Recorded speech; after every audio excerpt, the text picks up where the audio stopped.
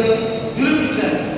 దళితుడంటే వాడికి వచ్చారా ఆ విధంగా మన పవర్ ఏమిటో, దళితులు ఏమిటో ప్రతి ఒక్కరు కూడా ఘోషణతో వీధిలోకి వచ్చి ధర్నాలు రాష్ట్రాలు చేసి దీక్షలు చేసి పోలీస్ డిపార్ట్మెంట్ని నిలదీసి అక్కడ ఉన్నట్టు వీసీకి తెలియకుండా ఏం చేయకూడదు, అక్కడ పూర్తి బాధ్యత తీసుకోవాలి.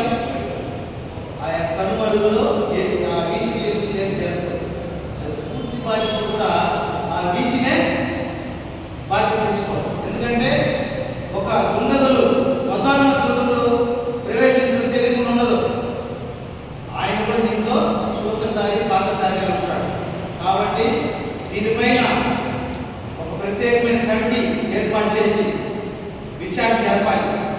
ఎక్కడ తప్పు జరిగింది, ఆ మొదటి మంది ఎలా అందులో విమర్శకులు ప్రవేశించారు, ఇది ఎవరి పాత్ర, ఏబీవీపీకి ఎలా వచ్చారు,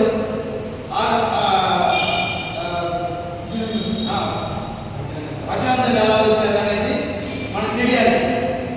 ఈ యొక్క కౌన్సిలర్ వైస్ ఛాన్సలర్ ఏం చేస్తున్నారు, ఒక దళితుల మీద అది హింసలోకి వచ్చి దాడి చేస్తూ గవర్నమెంట్ మాటలు ఉపాసలు ఆడి పడతా ఉంటే ఇప్పటి వరకు పోలీస్ డిపార్ట్మెంట్ దాంట్లో ఎటువంటి చర్య తీసుకోకుండా తప్పుడు కేసులు అనాయించడం, ఇది రాష్ట్రానికి అవమానకరం, ఇప్పుడు డిపార్ట్మెంట్కి అవమానకరం.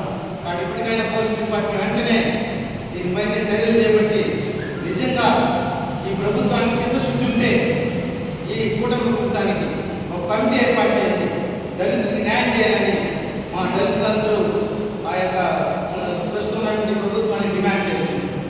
కాబట్టి మనందరూ కూడా ఐక్యమత్యం కలిసి ఈ ధర్నాన్ని కొనసాగించి మన న్యాయం జరిగేంత వరకు ఆపుతుంది పోరాటం, అంతవరకు పోరాడాలని ఈ అవకాశం ఇచ్చినటువంటి ప్రతి ఒక్క మన టీచర్కి మరియు సార్కి అందరికీ కూడా నా హృదయపూర్వక ధన్యవాదాలు.